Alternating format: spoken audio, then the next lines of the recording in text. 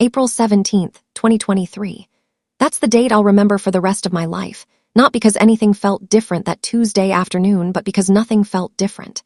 My daughter Melissa called me around 3:45 p.m. She was in her apartment in Portland, which is about 45 minutes from our house here in Salem. She'd been excited about something for weeks. One of those ancestry DNA kits. She and some friends did it together, made a whole thing out of it. Shared the results at happy hour. That's where everything cracked open. Her words were, "Mom, the results came back, but something's weird, really weird. Can you ask Dad about this?"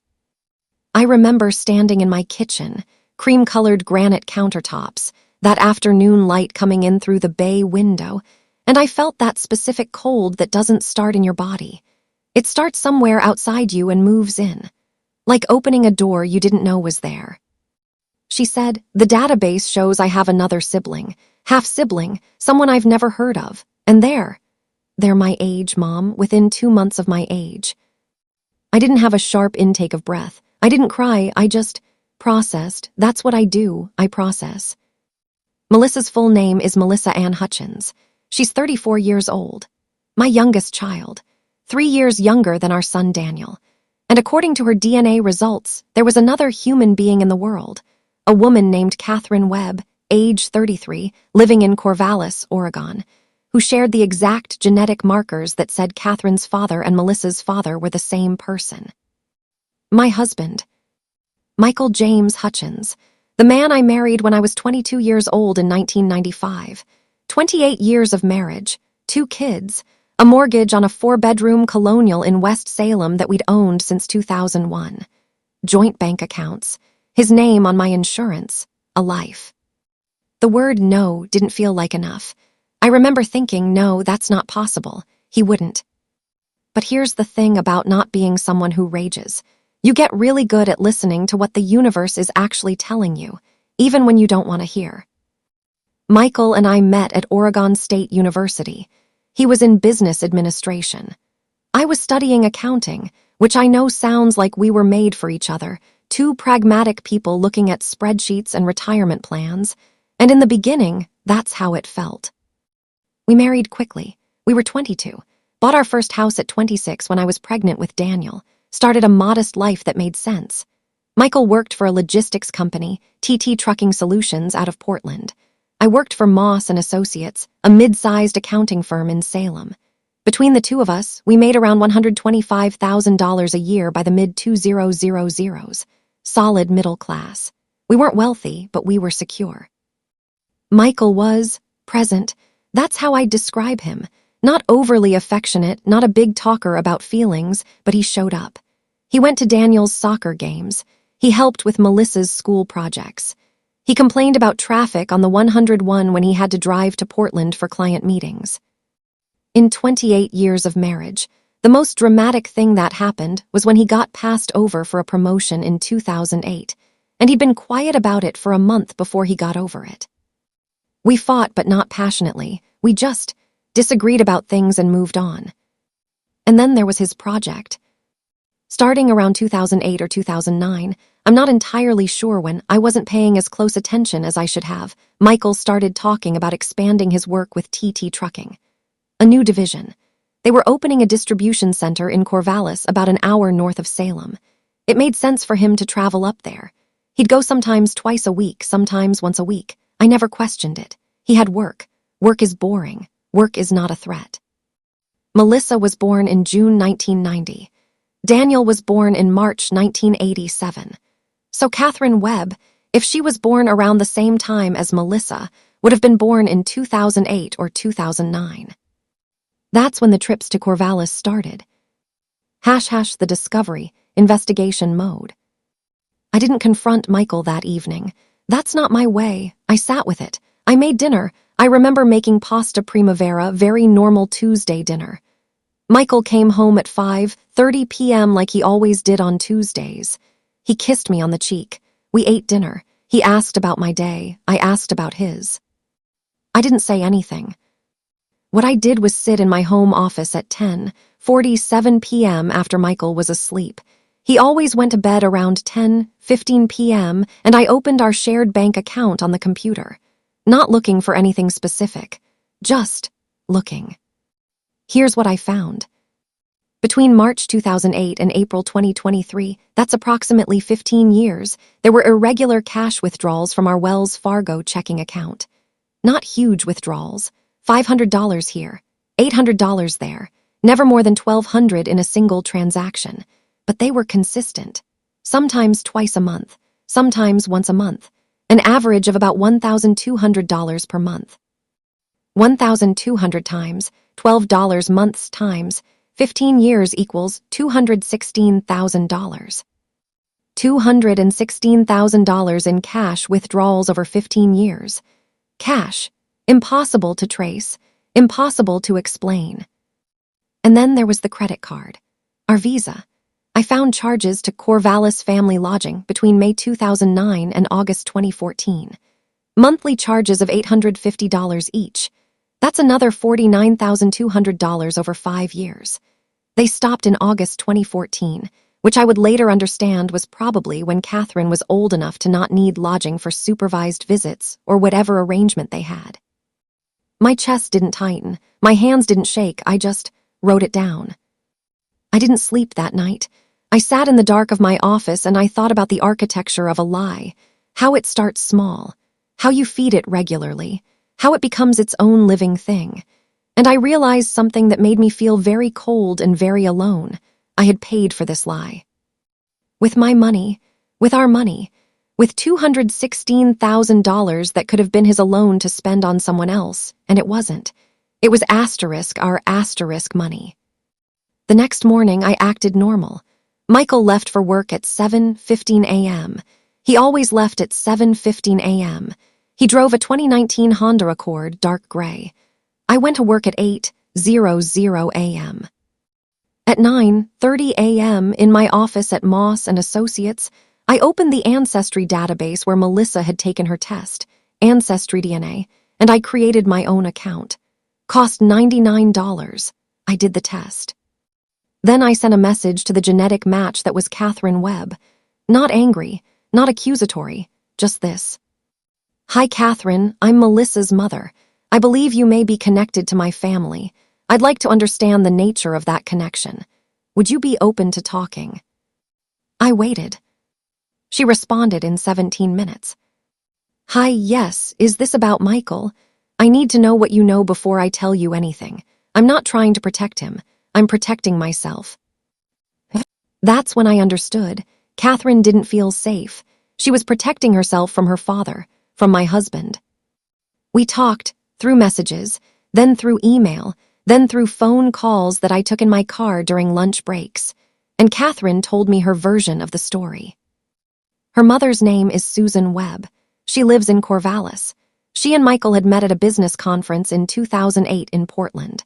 They'd had a brief relationship, about 8 months, she said, and when she found out she was pregnant, she told Michael. He didn't deny the child was his. He acknowledged Catherine, and he committed to supporting her financially, but he was very clear. He wasn't going to leave his marriage. He wasn't going to be a full father. He would be a financial father, money on a schedule. Catherine had grown up knowing Michael was her biological father, but she'd never met him in any meaningful way. He came to visit her, maybe 4 or 5 times a year, when he could do it without raising suspicion. He bought her gifts. He paid for her braces. He helped her with college. She got a partial scholarship to Oregon State, and Michael supplemented it. But Catherine also grew up knowing that her father, the man in Salem, the one with the other family, would never choose her, would never claim her, would always be the man who showed up with money and left after a few hours. The word Catherine used was conditional. He made it very conditional, she said. Like, I was allowed to exist as long as nobody knew about it. I listened to her tell me about her life, and what I felt wasn't rage at Michael. What I felt was clarity. He had done this. He had built a second life. He had created a child and then ported himself between 2 families like someone logging into different accounts. And the cost of his deception wasn't paid by him.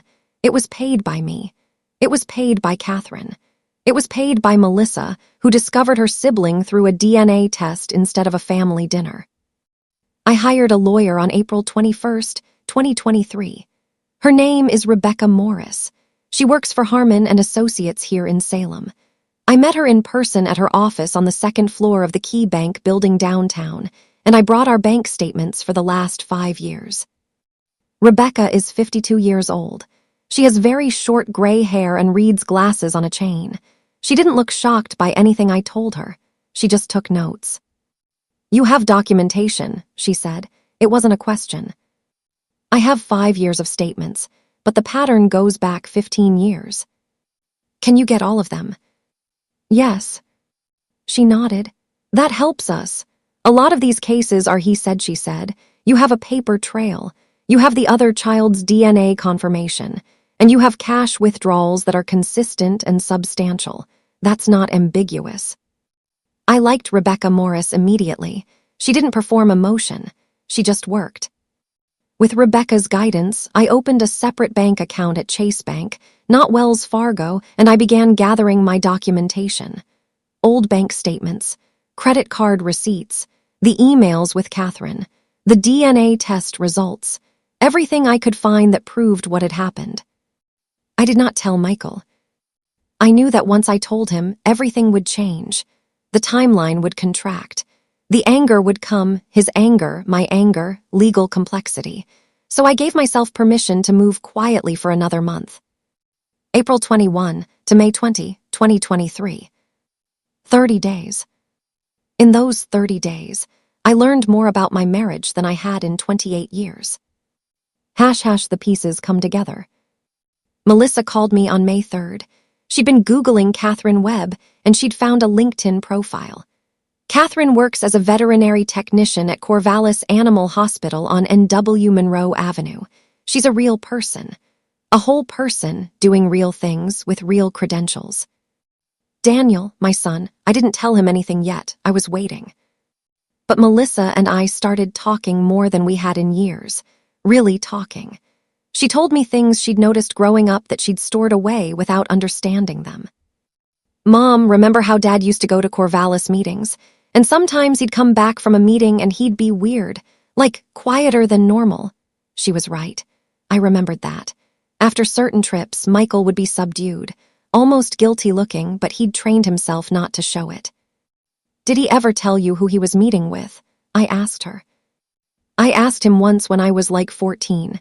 He said it was boring logistics stuff and he didn't want to talk about it. That's when I stopped asking." I printed out the bank statements, all of them, 15 years, 2008 to 2023. I highlighted the irregular cash withdrawals. I highlighted the Corvallis family lodging charges. Then I put them in a folder. On May 20th, 2023, I asked Michael if we could sit down and talk in the living room after dinner. He knew something was wrong.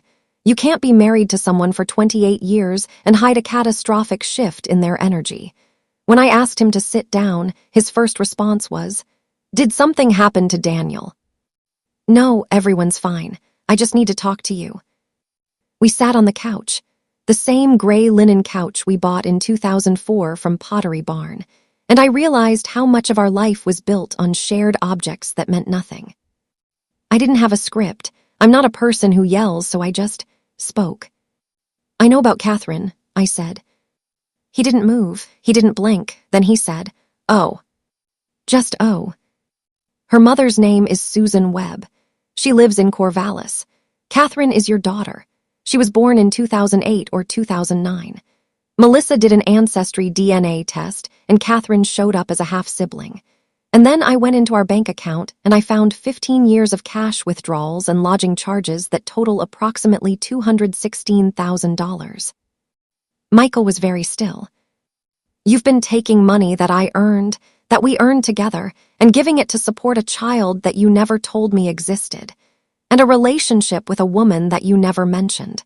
For 15 years, Michael. 15 years. He tried to talk. I didn't yell at him to stop. I just kept talking. "I have hired a lawyer. Her name is Rebecca Morris. I have documentation of everything. I have your confirmation from the bank. I have the DNA test. I have the emails with Catherine. I have our credit card statements. I have the cash withdrawals. I have everything." And then Michael did something that I will never fully understand. He cried, not angry tears, not performative tears. He just looked at me and tears ran down his face. "I didn't know how to tell you," he said. "I was never going to leave you. I was never going to. Catherine wasn't supposed to. I made a mistake and then I kept managing it instead of fixing it." "That's not an explanation," I said. "I know. You took money that belonged to us. You betrayed my trust. You built a life that required lying to me every single day. And your acting like this was something that happened *to you, like you couldn't control it." He shook his head. I know that. "No, I don't think you do. Because if you understood that, you would have told me instead of letting me find out through a DNA test. You would have given me the choice to stay or leave. Instead, you made that choice for both of us." That was the last conversation we had as a married couple who was still married. Michael moved out on May 22nd, 2023. He stayed in an extended stay hotel, the Red Roof Inn on Highway 22 East, while we figured out what comes next. He agreed to separate bank accounts. He agreed to mediation. He admitted, in writing to Rebecca Morris, that he had fathered Catherine Webb and that he had been providing financial support to Catherine and her mother. The divorce was not complicated legally, which is ironic, because the marriage had been complicated for 15 years. It took 4 months to finalize. October 2023. We divided our assets roughly equally, which meant I kept the house. He paid me $47,300 in cash, and we each kept our retirement accounts from our own employers. I kept my job at Moss and Associates. He transferred to work remotely for TT Trucking, dealing with the Corvallis distribution center from a distance. And I got something I didn't expect, a relationship with Catherine. She came to visit Salem in August 2023. We went to lunch at a restaurant called the Depot Hotel Restaurant on Depot Avenue, right downtown. We sat in a booth by the window. She ordered a salad. I ordered salmon. We were strangers who shared DNA and a betrayal, which made us closer than you might think. "I'm sorry," I told her. "For what?" she said. "For not knowing about you, for the situation you grew up in, for the fact that your father couldn't do better than what he did." She considered this. She was very direct. I assume she gets that from Michael, though I hope she gets her better qualities from her mother. "You didn't do anything wrong," she said. "He did, and honestly, I think you getting angry at him, you protecting yourself, that actually makes me feel safer with you. It's like you're showing me that when someone breaks the rules, there are consequences. He's my father, but he's not a good one, and you're not going to pretend he is." We've stayed in touch. She calls me sometimes, not often, but sometimes. She came to my birthday dinner in October. It was weird, but it was also the most honest thing I've done in years. Michael and I finalized our divorce in October 2023. He's since married Susan Webb, the woman in Corvallis who birthed his secret daughter. They got married in December, 6 months after I caught him. Do I feel betrayed? Yes. Do I regret staying as long as I did? That's more complicated. I was a good wife. I worked. I supported his career. I raised our children. I paid for a life that he was living in 2 places. And when I discovered it, I didn't fall apart. I didn't scream. I didn't do anything except what I've always done. I gathered information and I made a decision based on facts. The fact was, he had lied to me for 15 years. The fact was, he had spent $216,000 of our shared resources on a life I didn't know about. The fact was, he was never going to volunteer the truth. So I chose the truth anyway. I'm 53 years old. I still work at Moss and Associates. I still own the house in West Salem. I've dated once, a man named Richard who is a teacher and who has never lied to me about anything, which honestly feels like a low bar but also feels miraculous. Melissa and Catherine text sometimes. They're building a relationship slowly. Daniel was angrier about it than I was, which I found interesting. He needed the rage that I wasn't accessing. What I learned is this: your worth isn't determined by who chooses you. Your worth is determined by what you choose for yourself. I chose honesty. I chose documentation.